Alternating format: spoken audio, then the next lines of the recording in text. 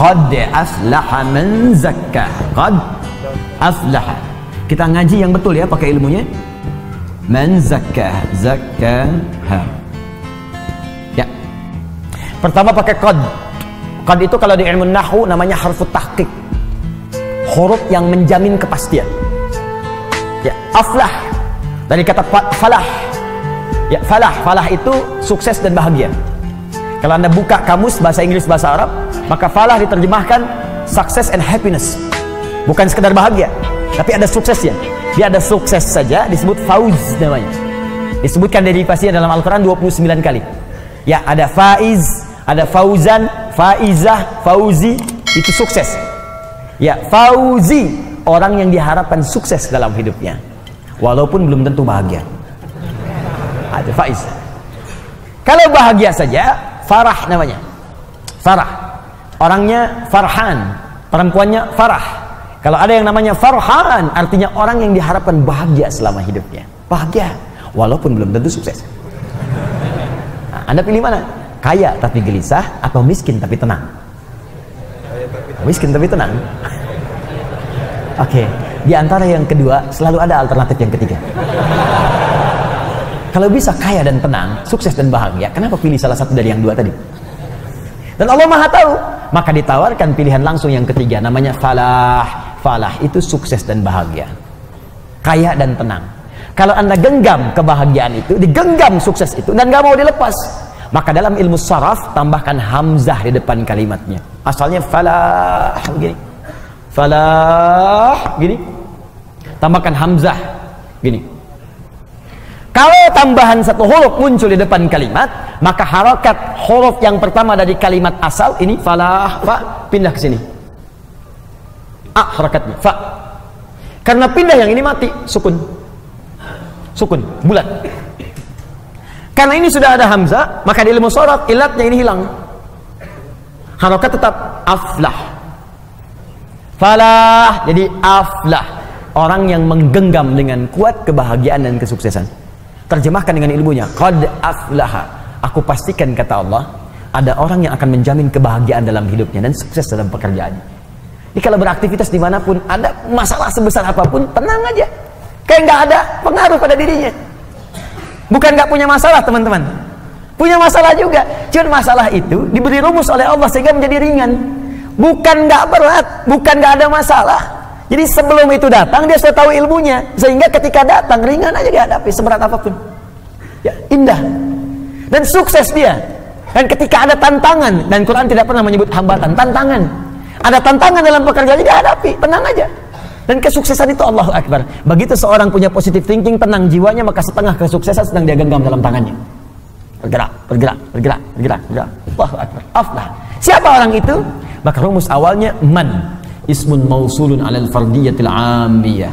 Konjungsi huruf sambung menyambungkan dua hal. Yang pertama dengan yang kedua. Qad aflaha ingin disambungkan dengan zakkah. Disambungkan kadang-kadang menunjuk kepada objek atau subjek sekaligus. Tanpa batas bagi setiap personal. Seakan Allah ingin mengatakan bagi Anda siapapun hamba. Tanpa batas. Laki-laki kah? Perempuan kah? Tua kah? Muda kah? Kecil, besar kah? Kaya, cukup kah? Kalau Anda ingin menggenggam kesuksesan dan kebahagiaan, maka zakah itu bisa Anda raih. Modal awalnya zakah. Haknya kembali kepada nafsu. Zakah artinya menyucikan. Maka diterjemahkan dalam terjemahan, sungguh akan sukses dan bahagia orang yang mampu menyucikan nafsunya, jiwanya. Baik, kembali ke sini. Kalau nyuci itu dibuang kotorannya atau dibuang pakaiannya, bendanya? Bendanya atau kotorannya? Papa mau nyuci dulu nih, cek, picun ke Citarum. Bukan bendanya, pasti kotorannya kan? Baik, sekarang saya tanya, ada nggak seseorang mencuci pakaian kalau pakaiannya nggak kotor? Mustahil. Nggak ada, mustahil Joni. Ada orang nyuci tapi nggak kotor, mustahil. Nyuci itu dilakukan kalau bendanya kotor. Gelas kotor, cuci. Baju kotor, cuci. Ya, muka kotor, basuh. Basuh. Cuci, ayo bilas dengan rinso tuh muka. Cuci, bersihkan, bersihkan, bersihkan, bersihkan. Bersihkan, cuci. Mencuci itu artinya menghilangkan kotorannya, bukan menghilangkan bendanya. Nah sekarang, ini dalam sekali ini. Dibawa ke teori nafsu. Nafsu itu dibuat oleh Allah, bukan ingin menghilangkan jiwanya. Tapi dihadirkan supaya mengangkat yang bersihnya, yang takwanya supaya muncul. Sebab kalau nggak ada kotoran, yang bersih nggak akan nampak. Anda itu kan mencuci supaya nampak bersihnya kan? Kalau kotorannya nggak diciptakan, bagaimana tahu bersihnya? Di mencuci itu bukan menghilangkan bendanya, supaya Anda paham ada bersihnya. Dibuatlah kotor. Kotor itu dibuat bukan ingin menjadikan benda kotor, tapi supaya Anda mendapatkan kebersihan darinya. Begitu cara memahaminya.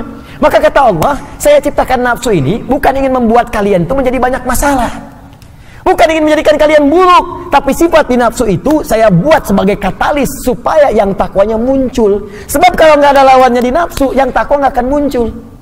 Bagaimana ketahuan sabar kalau nggak ada marah? Nggak ada hujan, nggak ada angin, nggak ada geledek, nggak ada petir, tiba-tiba marah aja. Gara-gara maneh yuk. Mustahil ada begitu, pasti ada pemicunya dulu. Ya, kalau Anda ingin mengangkat jujur, mesti ada bohong. Maka bohong diciptakan bukan untuk menjadikan manusia pembohong, tapi supaya jujurnya nampak. Sebab kalau nggak ada sifat bohong, jujur nggak akan kelihatan. Kalau nggak ada sifat ria, yang tawadu nggak akan nampak. Kalau nggak ada sombong, sifat rendah hati nggak akan nampak. Makanya diciptakan sombong, bukan ini menjadikan manusia sombong, bukan. Makanya ketika Qarun sombong, oleh Allah dicela. Buka Quran surah 28 ayat 76 sampai 77 itu. Inna Qaruna kana min qaumi Musa fabagha alaihim. Qarun itu termasuk kaumnya Musa, sombongnya luar biasa. Bagha, sombong dengan harta. Togha, sombong dengan kedudukan. Ingat, indah bahasa Arab itu. Togha, sombong dengan kedudukan. Makanya Fir'aun ketika disebut sombong, kalimatnya pakai togha.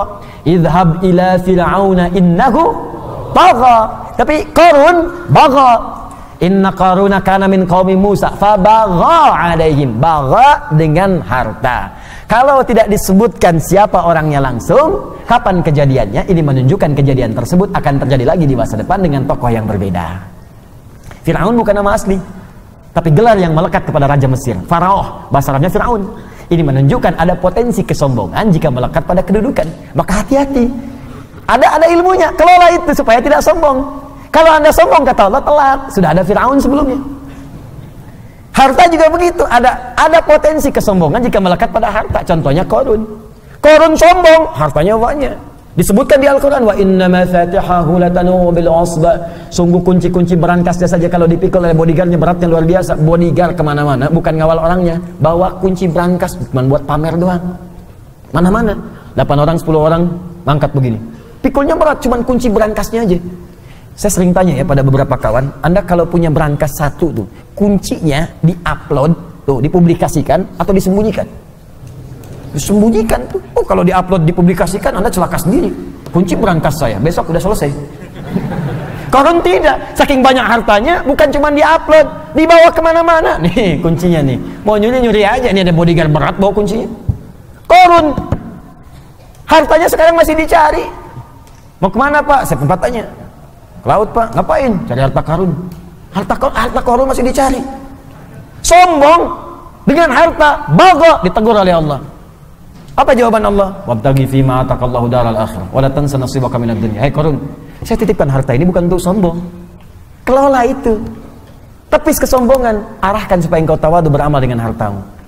Kalau ada orang sekarang baru punya Ferrari 1 sudah sombong. Cuma dipanasin malam, balapan sama taksi, bolak-balik gaya doang. Telat. Kalau ada yang begitu datang bawa Ferrari cuma buat sombong, bilang, Pak, telat. Kasihan kalau sama Qarun. Khasabna, datang likuifasi, dilipat semuanya. Maka kembali ke sini, perhatikan baik-baik. Jadi ternyata rumusnya begini. Rumusnya paling cepat seperti nyuci tadi. Diciptakan, dibuat yang kotor ini bukan menjadikan diri kita penuh dengan masalah dan supaya berulah, tidak, tapi supaya menjadi katalis supaya yang baiknya muncul. Ini poinnya. Sebab kalau nggak ada yang ini nggak akan muncul. Dan cara menyikapinya sederhana. Begitu muncul di hadapan kita sifat yang jelek, maka cepat cari lawannya yang baik. Cuci itu artinya datangkan yang bersihnya, yang kotornya tutup. Jadi kalau ada teman Anda misalnya marah-marah pada Anda, apa lawan marah? Sabar. Maka ketika dia marah, kita sabar. Itu yang dimaksud dalam ayat Al-Quran, idfa' billati hiya ahsan. Jawab. setiap keburukan yang sampai ke kita dengan respon yang lebih baik. Cara melihatnya supaya kita nggak capek, cara melihatnya kembalikan ke sini. Oh, marah dititipkan pada kawan saya sekarang bukan untuk menjadikan dia pemarah, tapi supaya Allah mengangkat kesabaran pada diri saya.